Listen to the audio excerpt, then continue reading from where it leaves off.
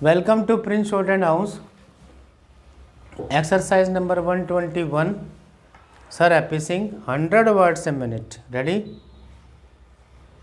Start.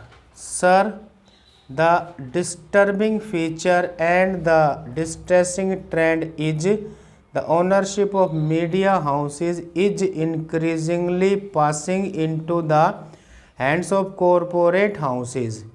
It adversely impacts the objectivity and neutrality of news and views. In fact, the journalists, whether they are working journalists or non-journalists or employees, are treated as workers and their condition is very miserable. I can say the mouse which they hold in their hands, the pen which they hold in their hands can be mitre, but these journalists lead a miserable life. For instance, when my good friend Mr. Fernandez was the minister, I did go to him with a demand for constitution of a wage board. A wage board was constituted headed by a retired judge. The wage board gave its recommendations. The government of India notified the recommendations in November 2011. The Supreme Court issued orders in the month of February 2014 asking that these recommendations must be implemented by the print and electronic media managements. There are a few managements which implemented these recommendations, but they have done it very partially. Many managements do not implement these recommendations.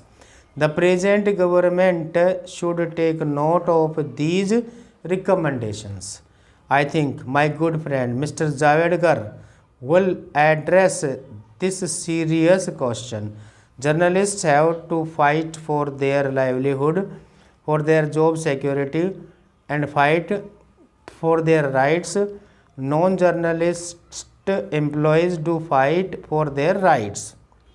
For instance, we have two major news agencies.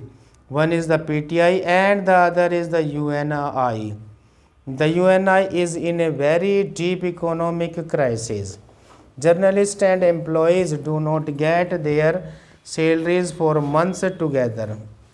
How are you going to address this issue? As a government, you need to come forward to help such an agency and to protect the interest of journalists and non-journalist employees. Now, we are discussing this issue in the context of what has happened or what is happening in Telangana and Andhra states. I do not want to add much after hearing our good friend Dr. Reddy, but issues will have to be sorted out. There are various ways to sort out these issues, whether it is the assembly or parliament. There is a way to tackle it. The house can take its own course of action. There is a legal course also.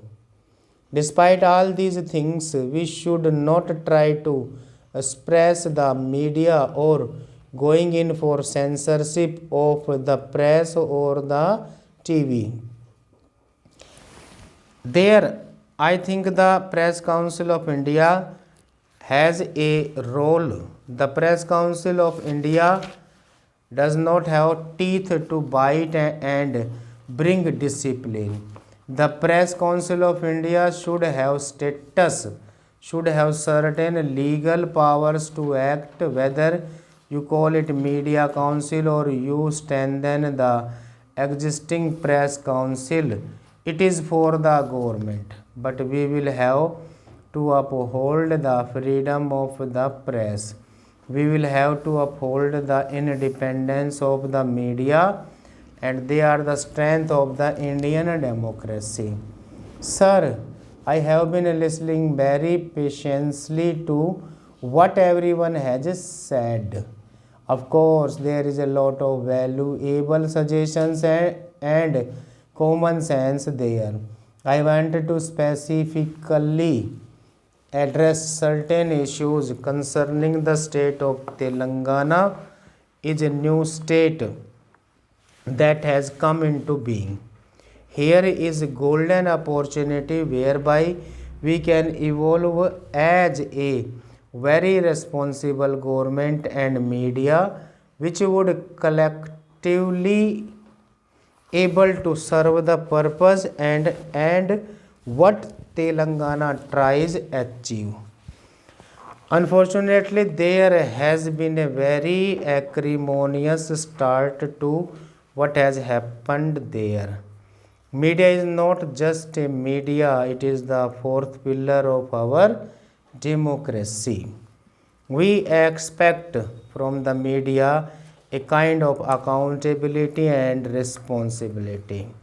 There will be aberrations, there will be misreporting, there will be enhanced and enlarged sentiments that come about as we have witnessed across the country, and my respected colleagues have articulated here. But does that mean that there are no courses on which we can do course corrections? It that we are so helpless that we can't set things aright. And we saying that by the violation of the concerned media, we are in a righteous position whereby we will compound the injury by acting extra constitutionally. There are checks and balances which are inherent in our great democracy whereby we correct ourselves and use each other in that direction of rightness. When that dissolves, there will be civil unrest. Today, this parliament is going to be discussing amendments to juvenile justice laws. There is social media that comes about into that. We are able to coerce young impressionable minds to go and meet unknowns and strangers. Sir, no multi-system operator can just arbitrarily take off air channels as has been done in Telangana. If the channels have been abusive or offensive, it is not acceptable to anyone. Anyone with any sense of rightness or decency will not contribute to that. But there are corrective measures. There are methods by which we can set them on to the right path. Stop.